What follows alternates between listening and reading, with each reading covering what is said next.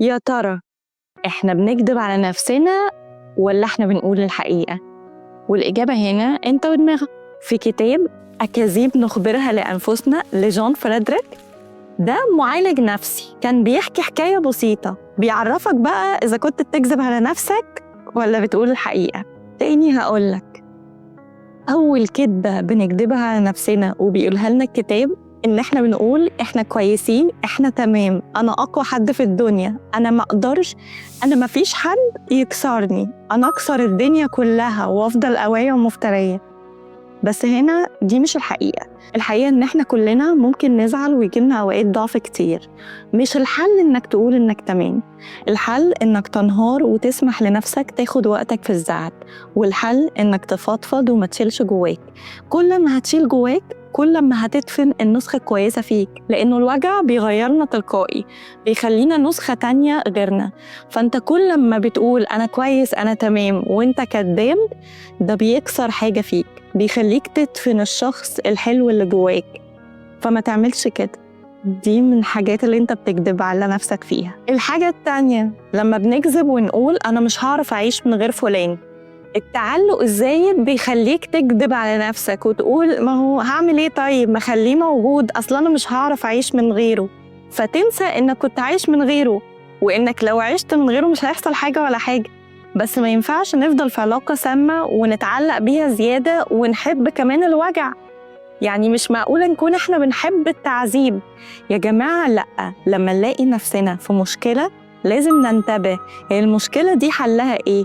إن أنا أكمل وأحاول أغير ولا ما أغيرش؟ ما أقعدش أفكر إن أنا مش هعرف أعيش من غير حاجة. إحنا كلنا هنعرف نعيش من غير الحاجة اللي معانا اللي متعلقين بيها، أيا كانت إيه هي الحاجة. دور الضحية، عارفينه كلنا. دور الضحية ده مش مناسب ليك ولا ليا ولا حتى لعم حمدي البقال. الحقيقة هنا إنك لازم تواجه نفسك، ما تقولش أصل أنا فاشل عشان فلان وقعني، أصلهم كانوا نيتهم يدمروني، أنا من البداية كنت عارف إن هما مش عايزيني أنجح. ودايما تدور على سبب لفشلك غيرك. عشان تتغير لازم تعرف السبب الحقيقي ورا الفشل اللي حصل لك. لو كان السبب الحقيقي حواليك أو الناس اللي حواليك أو حتى سبب مختلف، فلازم تعرف أنت فشلت ليه، وساعتها هتعرف تدور على طريق جديد. لكن طول ما أنت مقتنع إن المشكلة ما كانتش فيك ولا في تفكيرك ولا في قراراتك ولا في أي حاجة، هتفضل قاعد مكانك أنت وعم حمدي البقال. طبعا رابع حاجة، اعتزل ما يؤذيك، فتعتزل الناس. أول لما تزعل تتقوقع.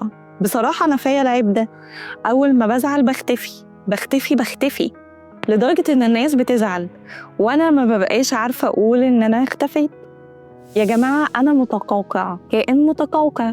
بس الصح هنا مش إنك تعمل زيي خالص، هي حاجة بتضايق الناس بس أنا ما بقصدهاش.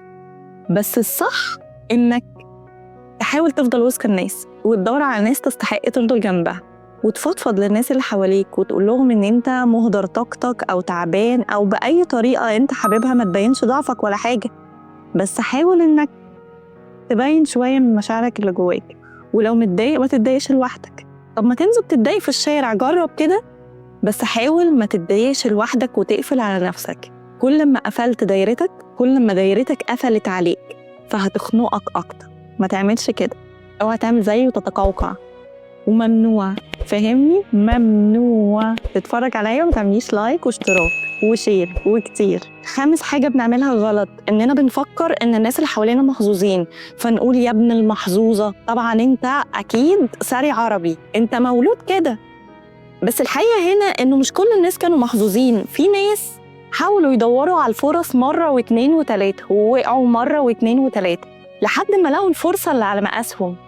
الحل هنا إنك تغير تفكيرك، حاول إنك تفكر في نفسك وتقارن نفسك بنفسك، يعني تقارن نفسك السنة اللي فاتت كنت إزاي والسنة دي بقيت إزاي، ساعتها هتعرف تطور من نفسك، والفرصة اللي ضاعت عليك أو فاتتك هتعرف تجيب أحسن منها. فالحل مش إنك تبقى زي ابن المحظوظة اللي هناك، الحل إنك تبقى زي نفسك، مش زيهم، مش زي حد، مفيش حد زي حد. التميز مش كلام، التميز فعل. طيب هو أنت مبسوط هنا ولا مش مبسوط هنا؟ ده سؤال لازم تسأله لنفسك في كل حاجة بتعملها، سواء في شغلك، في حياتك، في كل حاجة. لازم تعرف انت مبسوط في المكان اللي انت فيه ولا لأ. فلما تصحى الصبح فكر، هو أنا لو فضلت في نفس المكان بعد 5 سنين هبقى مبسوط؟ لو الإجابة لأ فاجري، حضرتك خد خطوات بسيطة تغير المكان اللي انت فيه. ولو شغلك مش عاجبك فانت المفروض تطور في نفسك عشان لما تيجي تروح لشغل تاني تبقى انت فرصة بالنسبة لهم، لأنه الناس الموهوبين كتير والسوشيال ميديا ما خلتش. يعني اللي ما عندوش خبرة بيدخل ويكتسب خبرات وبيعلى أكبر منك بكتير. فلازم كل يوم تطور في نفسك، سواء هتفضل هنا أو انت ماشي. الحل مش الإنكار، يعني مش تقول أنا كويس، أنا تمام، أنا مش موجوع، أنا مش غلطان. مش ده الحل هنا. الحل هنا الاعتراف. الاعتراف أول خطوة في علاجك نفسياً وجسدياً وكل حاجة. لازم تعترف بطبيعة اللي انت حاسه. يعني لو انت خايف قول انك خايف لنفسك وللناس، وما تخافش ولا تنكر. ولازم كمان لو انت غلطان تقول ده بكل شجاعة عشان تعرف تصحح أخطائك كويس.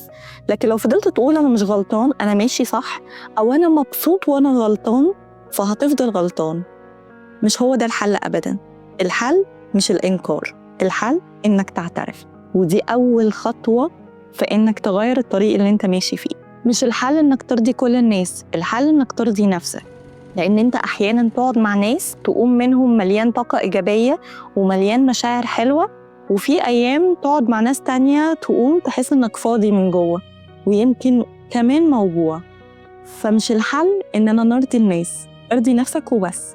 مش الحل إنك تفضل برضو كاتم جواك، الحل إنك لازم تتكلم مع نفسك أو حد أخصائي أو حد من صحابك. لازم تتكلم بأي طريقة وما تنكرش، اعترف. عادي جدا، احنا بشر وكلنا بنغلط. حاول انك تعترف بكل اخطائك وبكل مشاكلك وبكل حاجة فيك، ساعتها هتحس انك مرتاح، مش هتحس انك شايل عبء عليك. وحوط نفسك بناس بتحبك وناس تدعمك وتوجهك للصح، مش ناس غلط. طول ما انت في غلط مش هتطلع. الحاجة اللي انا بتمنى انك تعملها في كل حياتك انك تركز مع نفسك انت وبس، ومش أنانية مني ولا أنانية منك.